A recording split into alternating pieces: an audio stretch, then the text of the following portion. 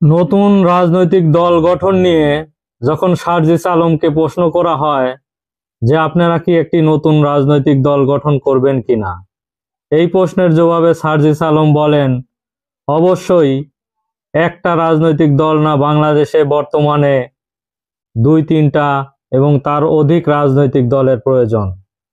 কেননা তাহলে যদি অনেকগুলো রাজনৈতিক দল গঠিত হয় তাহলে রাজনৈতিক পরিবেশ ফিরে আসবে এবং রাজনৈতিক পরিবেশে একটি প্রতিযোগিতা তৈরি হবে বলে তিনি মনে করেন। এইভাবে জনগণের কাছে দায়বদ্ধ এবং জবাবদিহি আরো শক্তিশালী হবে। ছাত্র সমাজ থেকে শুরু করে সর্বস্তরের মানুষ এবং জনগণ নতুন কিছু চায়। আমি নিশ্চিত করে বলতে পারি বাংলাদেশের 90% লোক চায় একটি নতুন রাজনৈতিক দল আসুক। তিনি আরো বলেন, নির্বাচন এবং রাষ্ট্রের সংস্কার আরো সময় প্রয়োজন। এই সময়ের মধ্যে জনগণ আরো উপলব্ধি করবে পূর্বে যে গোষ্ঠী চাঁদাবাজি করত এখন আরেকটি গোষ্ঠী করছে বলেও তিনি উল্লেখ করেছেন। পূর্বের চাঁদাবাজির একপাক্ষিক ছিল, কিন্তু এখন বহুপাক্ষিক ভাবে চাঁদাবাজি করছে বলে তিনি উল্লেখ করেন। মানুষ এখন বুঝতে হবে যে বাংলাদেশে যে সিস্টেম চালু হয়েছে তার একটি পরিবর্তনের প্রয়োজন। এই কারণে তিনি একটি না একাধিক রাজনৈতিক দল গঠন হোক, এটা তিনি চান। একাধিক পক্ষের উপস্থিতি আরো জরুরি বলে তিনি মনে করেন। সার্জিস আলম আরো বলেন, আগের কাছে অপশন কম ছিল, কিন্তু এখন বিকল্পর পরিমাণ বৃদ্ধি পাওয়া উচিত যাতে দলের মধ্যে প্রতিযোগিতা বাড়ে, মানুষের কাছে যাওয়ার আগ্রহ এবং দায়বদ্ধ বৃদ্ধি পায়।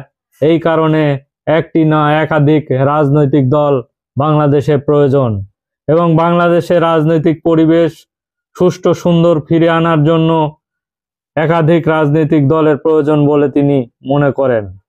তিনি বলেন, আমি বিশ্বাসী বক্তব্য দিতে চাই, বিশ্বাস করি যে ছাত্র সমাজের মধ্যে একটি বিবেকবোধ আছে।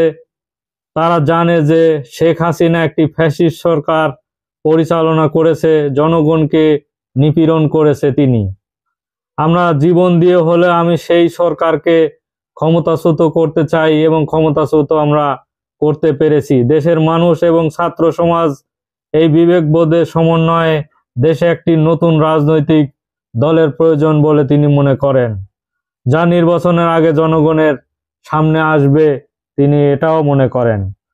দীপ্তি চৌধুরী যখন সার্জিস আলমকে জিজ্ঞেস করেন আপনারা কি নির্বাচন করবেন কিনা, এমন প্রশ্ন সার্জিস আলমকে করলে তখন তিনি বলেন, আমরা নির্বাচন করব কিনা তা মুখ্য বিষয় নয়, তবে এই রাজনৈতিক শক্তির উত্থান প্রয়োজন।